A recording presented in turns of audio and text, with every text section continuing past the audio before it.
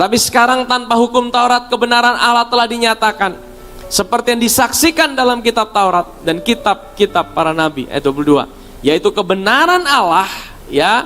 Kita dibenarkan oleh karena apa?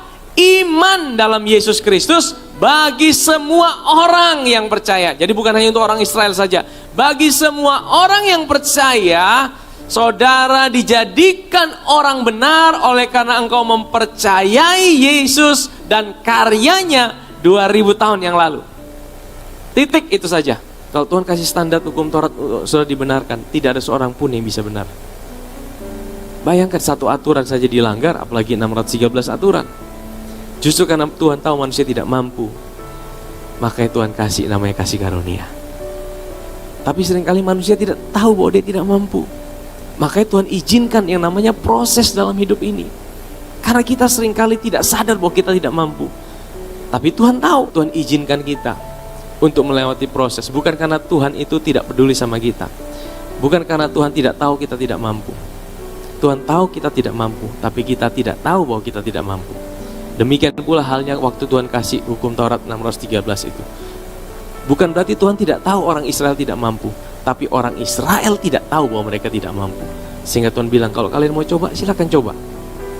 Waktu mereka coba, mereka jatuh bangun. Dan waktu mereka jatuh bangun itulah, sampai satu titik Tuhan biarkan 1500 tahun, baru Tuhan datang sebagai manusia. Tuhan bilang gini, kalian lihat kan? Kalian tidak mampu mengasihi aku dengan segenap hatimu, segenap jiwamu, segenap kekuatanku. Sekarang kau lihat, aku akan mengasihi kalian dengan segenap hatiku, segenap jiwaku, segenap kekuatanku. Amin, saudara. Itulah Injil. Itulah kabar baik, saudara. Itulah kekristenan. Inilah yang membedakan kekristenan dengan semua agama yang lain. Karena semua agama yang lain, penekanannya adalah pada kekuatan manusia untuk mentaati aturan-aturan yang dibuat oleh Tuhan. Sebenarnya semua agama punya sebuah tujuan yang baik. Mereka berusaha mencapai Tuhan. Maka tidak ada agama yang jelek sebenarnya. Agama tidak ajarkan sesuatu yang jelek. Karena agama selalu mengajarkan manusia bahwa ada Tuhan. Tapi sudah tahu, kekristenan itu bukan sekedar agama. Kekristenan itu adalah bagaimana Tuhan yang datang dari jadi manusia. Dan dia menyatakan diri. Ini loh, kalau kalian mau kenal siapa Bapa itu, lihatlah aku. Karena semua orang telah berbuat dosa dan telah kehilangan kemuliaan Allah. Dan oleh kasih karunia telah dibenarkan dengan cuma-cuma karena penebusan dalam Kristus Yesus. Kristus Yesus telah ditentukan Allah menjadi jalan pendamaian karena iman dalam darahnya. Hal ini dibuatnya untuk menunjukkan keadilannya. Karena ia telah membiarkan dosa-dosa yang telah terjadi dahulu pada masa kesabarannya. Jadi 1500 tahun itu masa kesabarannya, saudara. Supaya apa? Supaya manusia sadar bahwa mereka tidak bisa hidup tanpa Tuhan. Maksudnya ialah untuk menunjukkan keadilannya pada masa ini, supaya nyata bahwa ia benar dan juga membenarkan orang yang percaya kepada Yesus. Saya juga merasa bahwa hari-hari ini adalah saatnya orang-orang mulai sadar bahwa mereka tidak bisa hidup tanpa Tuhan. Kenapa Tuhan izinkan goncangan terjadi, masalah terjadi, tantangan terjadi, untuk membuat semua mulut tersumbat.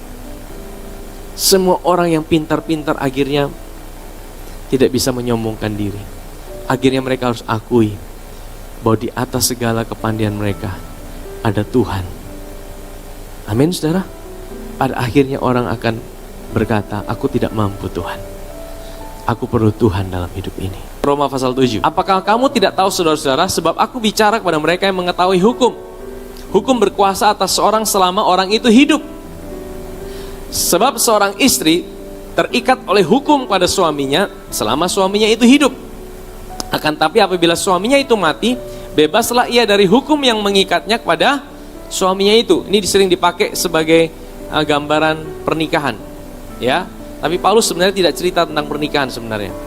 Dia cerita tentang hukum Taurat. Jadi sudah tahu, ini gambaran yang indah, ya. Pernikahan tapi juga menggambarkan hubungan kita dengan Tuhan. Jadi selama suaminya hidup, ia dianggap berzina kalau ia menjadi istri laki-laki lain. Tapi jika suaminya telah mati, ia bebas dari hukum. Sehingga ia bukanlah berzina kalau ia menjadi istri laki-laki lain. Ayat yang keempat. Sebab itu, saudara-saudaraku, kamu juga telah mati bagi hukum Taurat oleh tubuh Tubuh Kristus, supaya kamu menjadi milik orang lain, yaitu milik Dia yang telah dibangkitkan dari antara orang mati, agar kita berbuah bagi Allah. Saudara, ini ada sebuah gambaran yang indah gini, saudara. Ya, Tuhan hukum Taurat itu sama seperti seorang suami. Suami yang sempurna. Suami yang sempurna ini, dia menuntut istrinya harus sempurna sama seperti dia. Nah, kemudian dia dengar, wih, itu ada pria lain, dia juga sempurna, tapi saya dengar dia tidak menuntut pasangannya. Dia mulai jatuh hati dengan pria lain itu. Tapi masalahnya apa? Ada aturannya. Selama dia masih menikah, suaminya masih hidup, dia tidak boleh menikah lagi. Kalau dia menikah lagi dianggap berselingkuh dan berzina. Akhirnya menurut aturan harus mati. Nah, masalahnya siapa yang mau mati nih? Suaminya atau istrinya? Nah, firman Tuhan berkata, suaminya tidak bisa mati karena suaminya sempurna. Hukum Taurat itu tidak bisa mati. Hukum Taurat akan tetap ada untuk selama-lamanya. Dia tidak pernah bisa mati. Oleh karena hukum Taurat tidak bisa mati, maka pilihannya adalah istrinya. Siapa istrinya itu? Saudara dan saya. Yesus harus datang. Yesus harus datang sebagai suami yang baru, suami yang sempurna. Tapi suami yang sempurna itu bedanya apa? Dia tidak menuntut saudara, tapi dia turun sampai ke level saudara. Itulah keindahannya Injil, saudara. Itulah